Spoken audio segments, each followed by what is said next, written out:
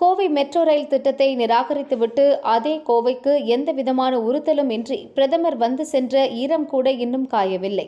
அதற்குள் நெல் ஈரப்பதம் தொடர்பான தமிழக அரசின் கோரிக்கையை நிராகரித்துள்ளது மத்திய பாஜக அரசு. கனமழை காரணமாக ஈரப்பதம் அதிகமாகியுள்ள நெல்லை கொள்முதல் செய்ய வேண்டும் என்ற தமிழ்நாட்டின் குரல் ஏன் பிரதமரின் காதுகளுக்கு கேட்கவில்லை? விவசாயிகளின் அழுகுரல் ஏன் கேட்கவில்லை என முதல்வர் ஸ்டாலின் அறிக்கை விடுத்திருந்தார். அதற்கு பதிலடி கொடுக்கும் விதமாக பாஜக முன்னாள் தலைவர் அண்ணாமலை வெளியிட்ட அறிக்கையில் கூறியிருப்பதாவது: ஆட்சிக்கு வந்து 4.5 ஆண்டுகளாக விவசாயிகளுக்கு துரோகத்தை மட்டுமே செய்து கொண்டிருக்கும் திமுக தலைவரும் தமிழக முதலமைச்சருமான ஸ்டாலின் துரோகம் என்ற வார்த்தையை பயன்படுத்தவே தகுதியற்றவர். நெல் மூட்டைகளை மழையில் நனையாமல் பாதுகாக்க சேமிப்பு கிடங்குகள் மற்றும் உணவு கிடங்குகள் அமைக்க 309 கோடி செலவிட்டதாக திமுக அரசு கணக்கு காட்டியிருக்கிறதே. எந்த மாவட்டத்தில் எத்தனை சேமிப்பு கிடங்குகள் அமைத்தீர்கள் என்பதற்கு வெள்ளை அறிக்கை வெளியிட தயாரா? விவசாயிகளுக்கு செலவிட வேண்டிய 309 கோடி ரூபாய் எங்கே சென்றது?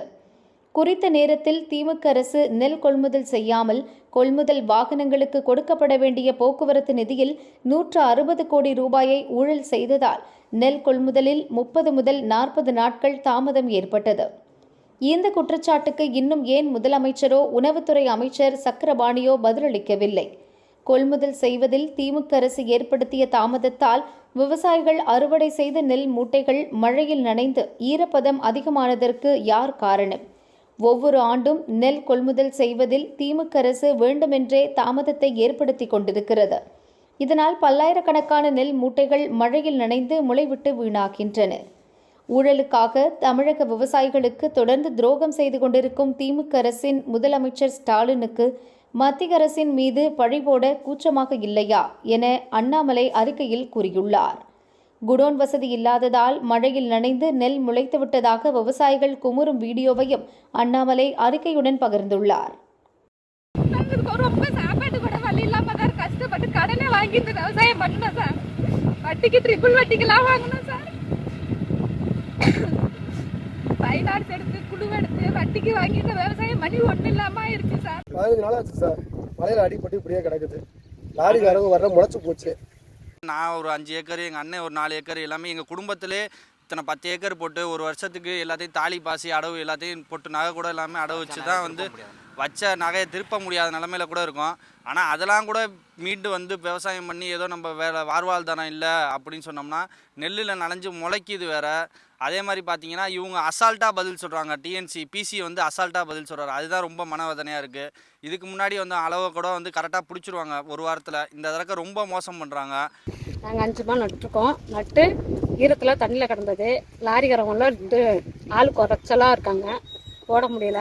போட்டிருந்தது நெல்லே வந்து இன்னும் எடுக்காமல் இருக்குது. இன்னும் 5 நாளாக கிடக்குது. இன்னும் இந்த வந்து எடுக்கிறதுக்கு யாரும் நடவடிக்கை எடுக்கலை. இந்த அரசாங்கம் உரிய நடவடிக்கை எடுத்தால் தான் அடுத்த நாங்கள் சம்பா நடவடிக்கை எடுக்கப்படுவோம். இப்போ இந்த மழை பெஞ்சிருச்சு, அதை பாதுகாக்க முடியல. ஒரே ஈரமாக கிடக்கு, அங்கங்கே இருக்கு, முளைச்சி போகுது. இதில் விவசாயம் விளைவிக்கிறதே பெரிய விஷயமா இருக்குது. இதில் கஷ்டப்பட்டு கொண்டு வந்தோம்னா அதை அளக்கிறதுக்கு இல்லை. அந்த மாதிரி ஒரு மோசமான ஒரு சூழ்நிலை இருக்குது. விவசாயம் இல்லாமல் விட்டுலாமாங்கிற நிலைமைக்கே மக்கள் வந்து தள்ளப்படுறாங்க. இது வந்து ஒரு சொல்லிக்க முடியாத ஒரு தர்ம சங்கடமான செயலாக இருக்குது. நிரந்தர கொள்முதல் நிலையம்னு சொல்கிறாங்கச்சு. அப்படிலாம் கிடையாது. அதாவது இந்த நகர் ரோட்லலாம் போடுறாங்க, ரோட்டில் போடுறாங்கச்சு. இவங்க எங்கே நிரந்தரமாக இந்த இடத்துல இருக்குன்னு சொல்லி இவங்களை எங்கேயாவது சொல்லுங்கள் பார்ப்போம். எங்கே சொல்ல முடியும்? இதெல்லாம் வந்து நிரந்தரமான பகுதி கிடையாது. இந்த நெல் கொள்முதலில் ஏகப்பட்ட குளறுபடிகள் இருக்குது. இந்த வருஷம் என்னென்னா லாரி எல்லாம் வந்து கான்ட்ராக்ட் ஆட்டோட்டு சரியானபடி லாரி வரல. அரசு அதிகாரிகள் மூலியமாக லாரி வந்திருந்தால் கூட கரெக்டாக வந்திருக்கும். ஏதோ தனியார் கான்ட்ராக்ட் கொடுத்ததால லாரி எல்லாம் சரியாக வரல. அதே நேரத்தில் வந்து நெல் கொள்முதலில் வந்து மழை பெஞ்சது, மாய்ச்சர்லாம் வந்து சரியானபடி காய வைக்க முடியாததுனால தொடர் மழை காரணமாக அதிக நெல் முளைச்சி விவசாயிகளுக்கு நஷ்டமாயிடுச்சு. அதே போல் அரசுக்கு நஷ்டமாயிடுச்சு. போதுமான லாரிகள், அடிப்படை வசதி இல்லை.